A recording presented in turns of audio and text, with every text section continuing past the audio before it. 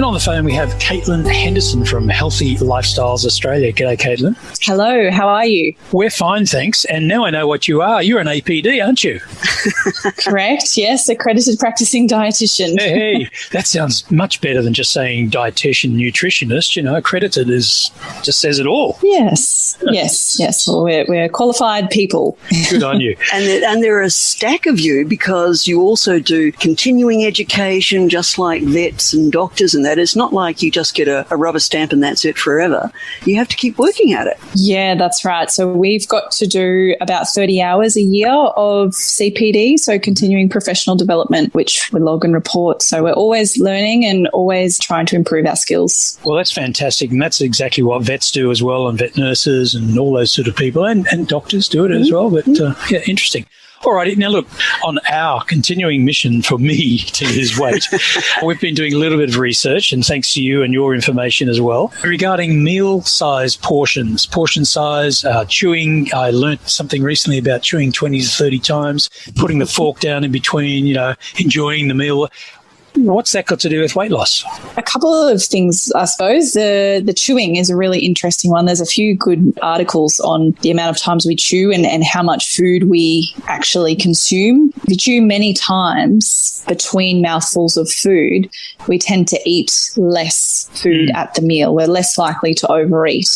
So I guess it comes down to tuning into your fullness, so your satiety levels, and having the time to listen to what your body is telling you when you're eating, rather than just finishing everything that's on the plate. Yeah, well, because Kaye makes such amazing meals, I totally enjoy them. I used to gulp them down and go, yes, I love that. And then I'm like, oh, I'm so full, I've got to go to bed.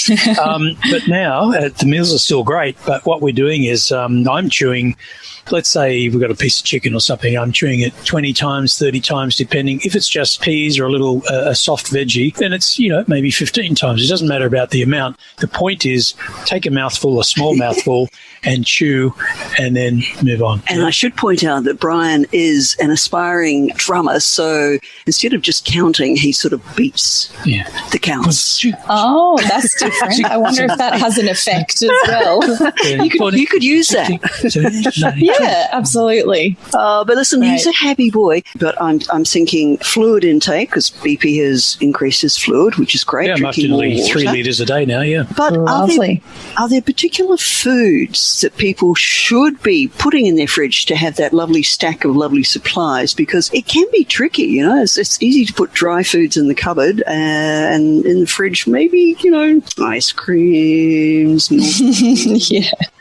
Yeah. So the best thing to do is just to try to keep as many whole foods in the house as possible. So that comes down to fresh fruits, fresh vegetables, even things like dairy products, so yogurts, cheeses, hard-boiled eggs as well. So fresh whole foods, and then keeping your quantities in check would be the main things to, stock the fridge full of. You don't have to go to too much effort to have really nourishing foods. The whole thing about the fridge, we've had to downsize because we're in the caravan, and the fridge is like an arm's length away from here, but I can guarantee there is no ice cream in there.